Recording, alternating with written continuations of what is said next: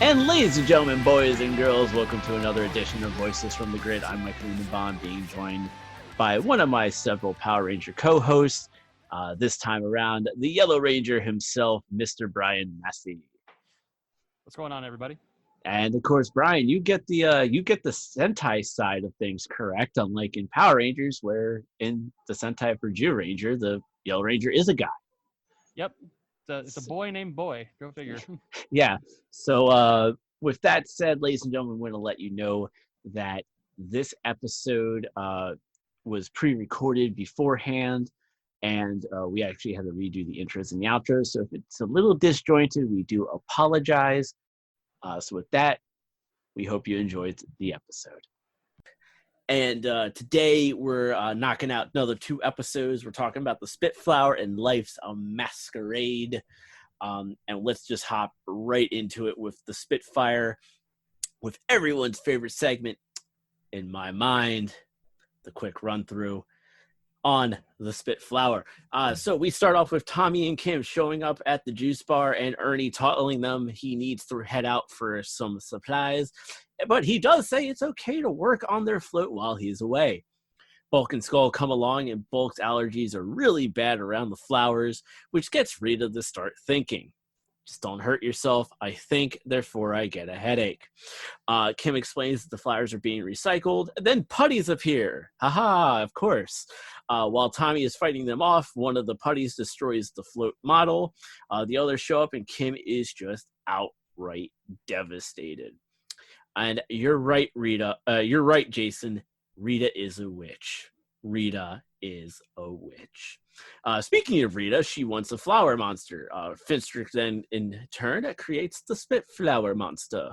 The Rangers think on how they can help Kim cheer up Kim. Zordon needs the Rangers. They arrive to the command center to learn about the Spitflower.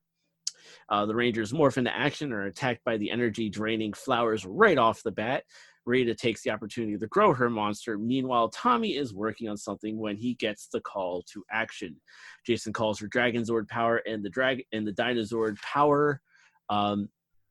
Jason then calls for the Mega Dragon Zord transformation as the battle continues to ensue. However, the flower power is too much for the Rangers. Zordon retreats the Rangers back to the command center. Bulk and Skull are attacked by the flowers, which has a great moment when Bulk looks at the one flower and it's just like trying to give it some bitey love. The Rangers see there's a weak spot and aim for it with Kim's power bow. However, Tommy is told to sit out this fight. You on the bench, son. You can't be in action when everyone else is. You have to sit out now. The Rangers were able to take down the Spitflower. Tommy and Alpha were working on something in private. Rita is angry and takes it out on the others, just like a good boss would do. Just take it out on the others. That's just how things are done. Why Rita will never be a great leader. Back at the juice bar, Jason and Zach spar while discussing the monster they fought. And the Rangers watch the parade, Billy with binoculars for some odd reason. And then Tommy surprises Kim with restoring her parade float as Kim is ecstatic. Brian? Yes? It's time for notes. It's notes time. It's notes time. Get those notes going. Okay, so first and foremost, yeah, like you said, the episode starts with Ernie kind of like having to roll out for a second, but Tommy and Kim can work on the float. And I don't know how early in the morning it was, but like he didn't lock up or anything. Like, yeah, how were Bulk and Skull able to come in there? Yeah, like I imagine that he would probably just be like, yeah, no.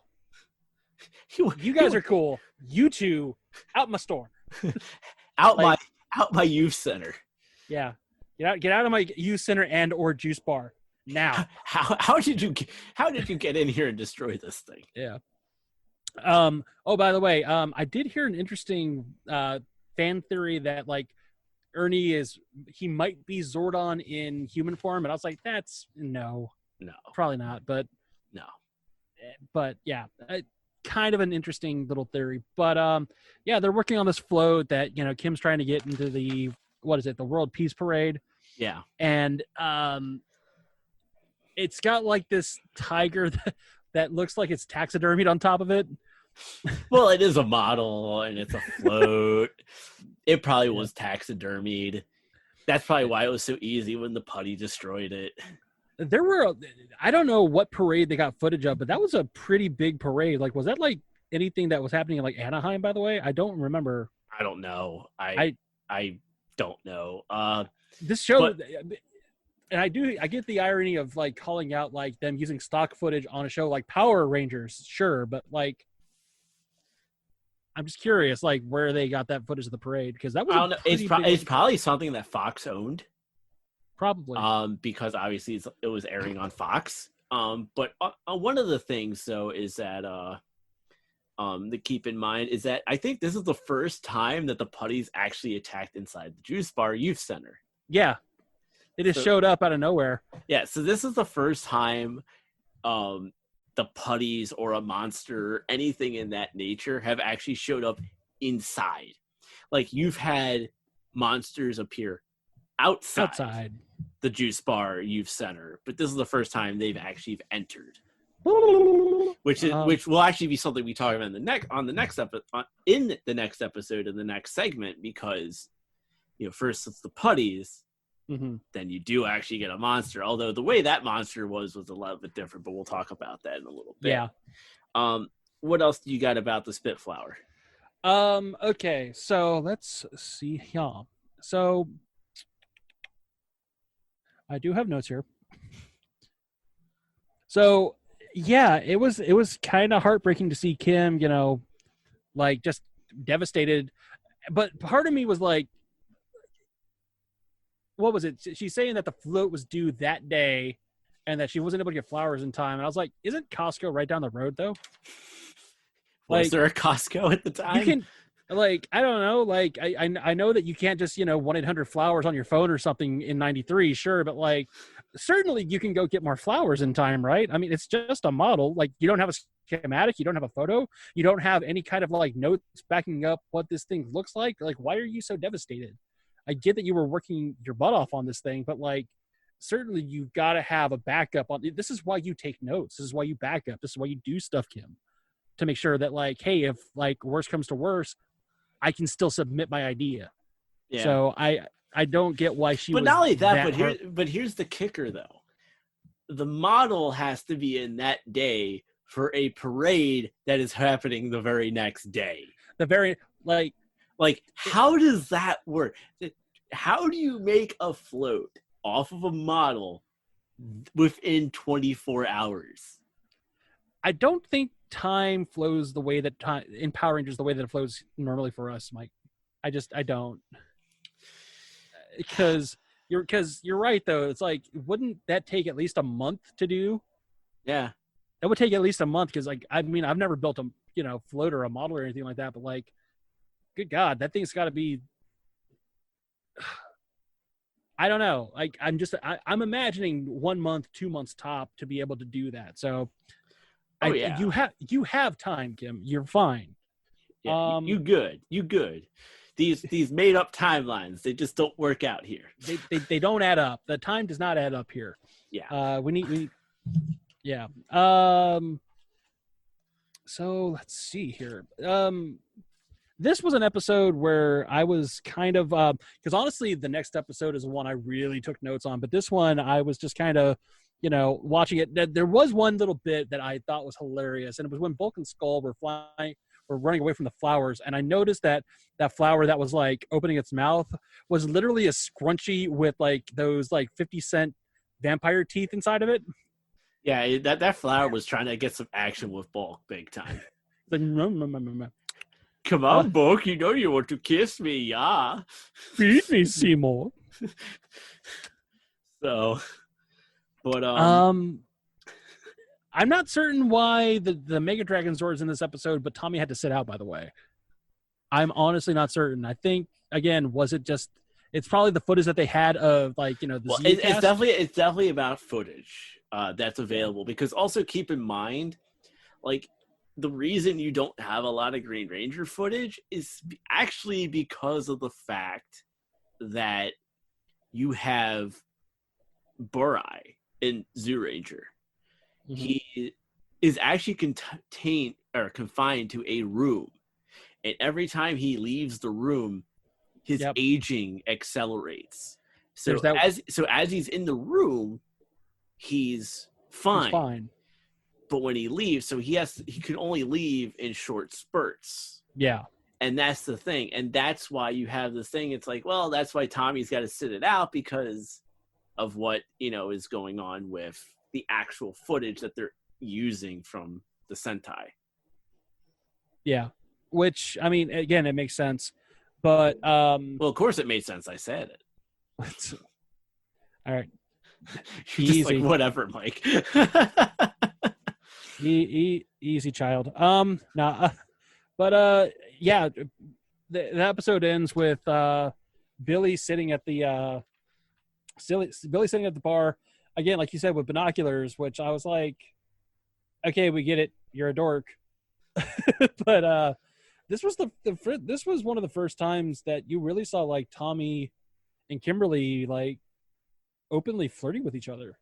Like, this was kind of the start of that romance. Well, not really true. Not really true, because Green with Evil Part 1, before Tommy was captured, yeah, you kind of saw it a little bit there too. Right. Well, fair enough. But then, like, this is like it wasn't until post. Yeah, like now he's part of the team, and now like this is the new. Doesn't Zordon have rules? Doesn't Zordon have rules about dating within the Rangers? It's not an office place, man. It's not like sorry, there's no inner office relationships allowed. I can't imagine.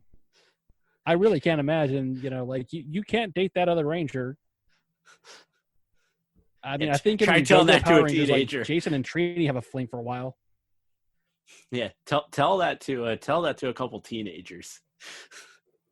Yeah. So, but all right. See how fast they laugh in your face. Yeah, but so with that, the Spitflower, it clocked in at a total of 19 minutes and 56 seconds, and it got a 7.2 rating on IMDb. So with that said, we're going to move on to the next one. Now, interesting fact here. Interesting fact.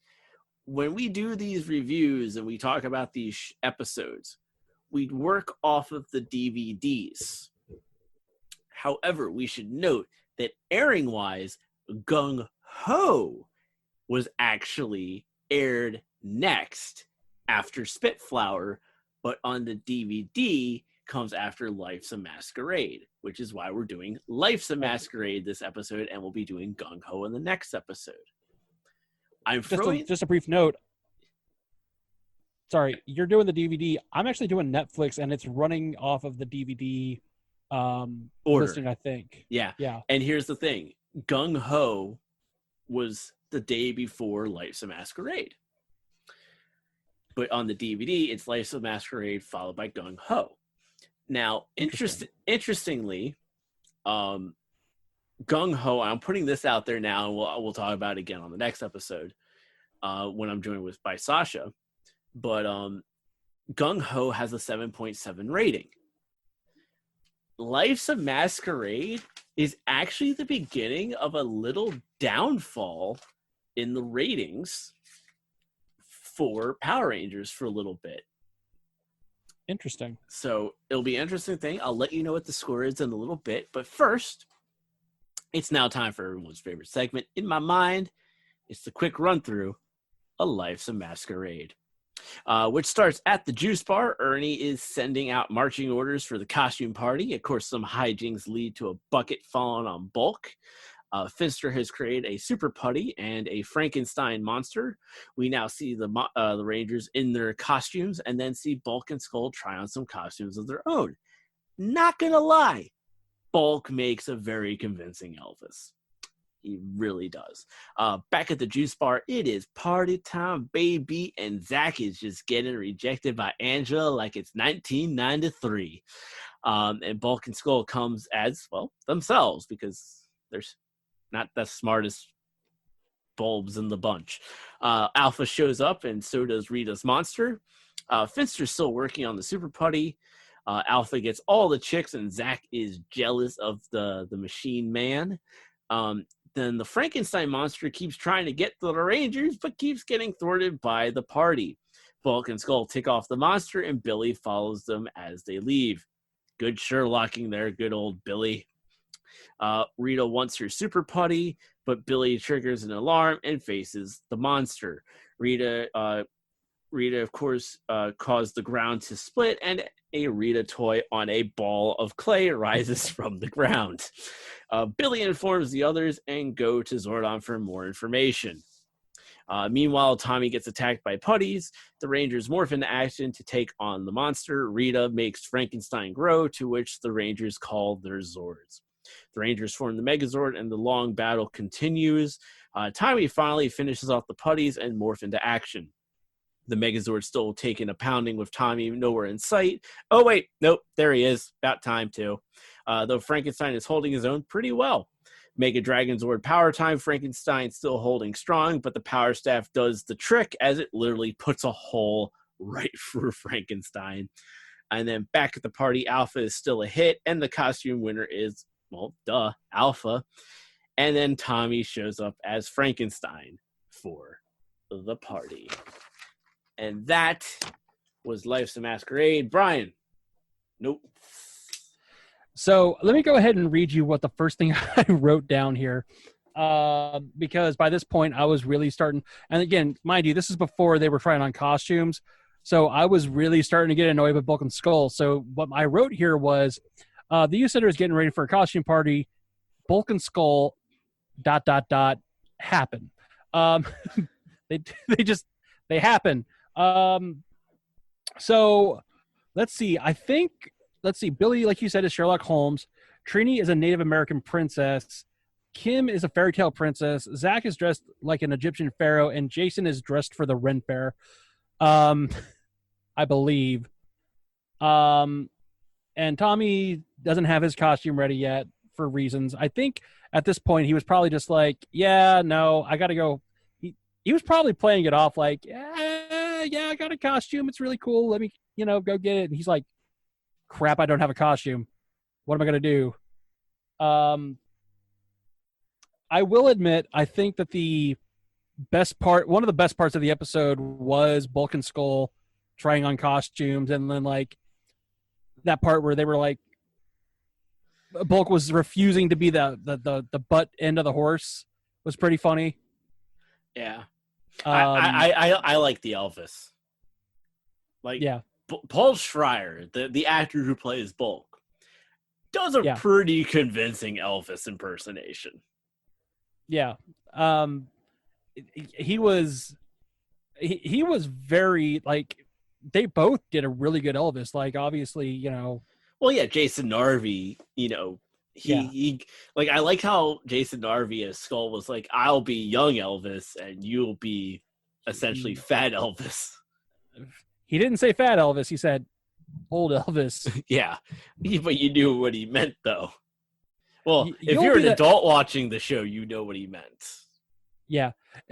I'll be young Elvis that was in the army, and you'll be the Elvis that shot the TV and died on the toilet. Pretty much, yeah. Hey, let me get a picture with Nixon. Oh,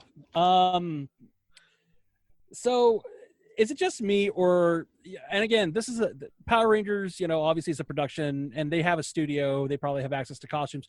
Was it just me, or were all the costumes that they were wearing at that party, like all the extras, they looked like, the bargain bin at Park and City costumes to me? Doesn't really matter. I guess not. Like, I mean, Billy had a convincing Sherlock Holmes, and Kimberly looked really nice in that dress. I just wish that his pipe had like blown bubbles. But I mean, it's not that it wasn't that big of a deal. Like, it wasn't. Like, Zach looked good as an Egyptian, and I forget what Jason did. He was like I said, he was dressed like he was going to the Ren Fair or something. No, that was Kim. Well, Kim was dressed like a princess, but then Jason was wearing the, like, armor. He was wearing like the Robin Hood garb. like Robin Hood. Yeah. Yeah. And I forget what Trini was wearing. Well, I think Prince of Thieves had just come out like a year or two beforehand, so it makes sense that would happen. Yeah. And then Bulk technically did do a Robin Hood when they were doing the costume trying on. That is true. But he was like, I'm not wearing spangly tights. Which we'll get to that on a future episode because, well, about that. Now, the Franken monster, obviously, they brought over bits and pieces, or they just recreated that costume for, like, the American scenes. The hair in the American scene was god-awful. Like, it was like a mullet. It was bad. It was keep in mind, mullets were the thing in the 90s. That's fair. Yeah, and I knew a lot of people back in the day that had mullets and like rat tails and stuff like that, but geez. Oh yeah, I didn't get this part too, by the way. Like Bulk and Skull are trying on costumes and Bulk faints as like, you know, old Elvis, and then like the Frankenmonster goes by their window and then they cut and like we never get anything more of that. I didn't get it. I don't get why that happened in that scene. Like, I guess they wanted to remind you, hey, guess what? That thing is still there. Yeah. I think it was just establishing that it was trying to find the Rangers. I think that was more of just an establishing shot of it looking for the Rangers. It sees these two clowns and then, you know, it could have been executed a little better. Like, even like if it had just been a separate shot, sure. Like, but whatever. That's just me nitpicking at this point. I'm really just nitpicking. I was like, that scene doesn't make all that much sense to me. It's okay. You don't make a lot of sense either, but we move on anyways. I appreciate you dealing with me like that. So did we ever find out what's up with the super putty, by the way? We find out in the next episode. Okay. Which is ironically why I think on the DVD version it puts Gung Ho next, because I actually mentioned a couple things. Like, here's the thing: if this was one of our 3 episodes, we'd be talking more about it. But because of how we have things lined up into what we're building to, that's why we're only doing 2 episodes right now. But we will be doing it. We will be covering 3 episodes in 1 episode in the near future. Sounds good. But yeah, because there's a kind of a flaw, in Gung Ho, which actually makes sense as to why it's second to Life's a Masquerade on the DVD, because apparently, and again we'll talk more about this, apparently Gung Ho was released an episode early when it should have been released an episode later. Gotcha. Well, I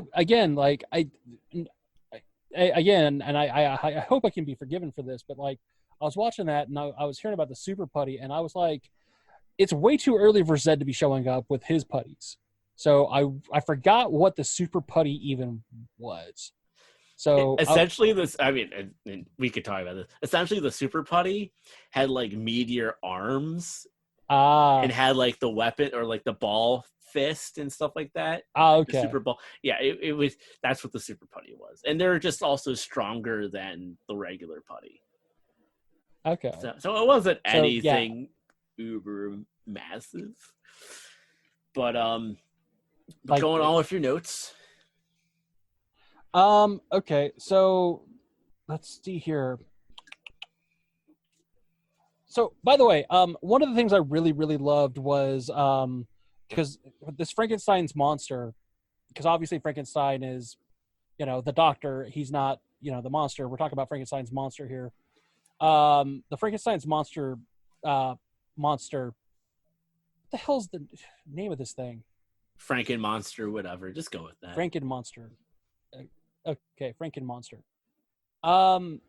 So this thing, and forgive me for not exactly being 100% on the name, has got one of the coolest ways to attack ever, because he like pulls his bolts out of his neck and they're like attached by chains, and he can like whirl them around like, you know, nunchucks and stuff, and like throw them at the Zords and throw them at the Rangers and stuff. I was like, that's cool. Like, this is this is why I'm watching, is because of stuff like this. I thought that was a really cool, like monster design, and it's a shame that we didn't see more of that, because I feel like they could have done some really, really, really interesting stuff with that. Like, I think there was a point where like he like takes him and throws him at Megazord, but I'm like, it would have been really cool if he had like lassoed up the Megazord and like tossed it around or something. But whatever. Was this an episode where Tommy was kind of on the sidelines again as well? I'm trying to recall that. Yeah, he is. Actually, this is one where Tommy didn't fight at all, if I remember correctly. Yeah. Oh no, he morphs into action on this one. Okay, that's good. So he does, because what's happening is that while the Rangers are fighting the Franken monster, he's fighting Putties outside the youth center. Right, and then he morphs, and then we once again for like 3 times in a row we get the Mega Dragon Sword. Yeah, which so, I thought it was kind of interesting. In the last 2 episodes, we see all 5 Rangers, in the cockpit, but in the first episode we only see, yellow, black, and blue. Yeah. So yeah, it's kind of interesting. I think it also depends on the iteration of the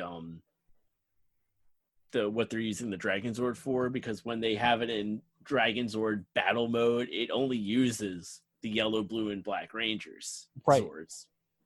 So it really depends on that. Any other notes?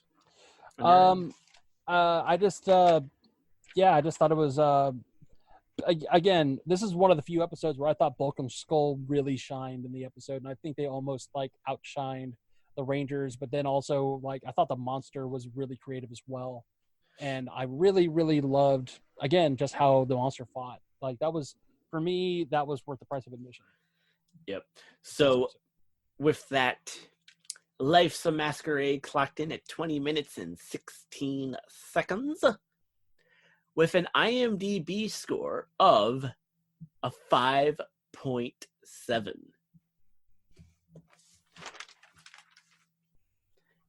As silence 5. hits the crowd. Yeah, 5.7 is what Life's a Masquerade got. It did not fare well in the ratings. So, with that. And so with that, Brian, where can the people find you on the social medias? Y'all can find me on Twitter at One Drunk Geek, where I post updates on the show that I do, which is also called One Drunk Geek, where I've worked on the 100 craft beers that you need to try before you die. I'm also on castwavestudios.com. You can see me on BGN weekly. We've done many episodes over the past 10 years, so please give that a look. And yeah, you can also find me on Instagram at Draken22. I post photos and stuff, and cosplay stuff. So, all right, and you can follow me on the Twitters at the Lindenbaum75, Facebook at facebook.com/X75 Productions, and of course, everything for me is on the website at txhthockey.com, and for the show specifically, which is VFTG, which is the call letters for Voices from the Grid. So with that, ladies and gentlemen, boys and girls. So until next time, grab your morphers. And may the power protect you.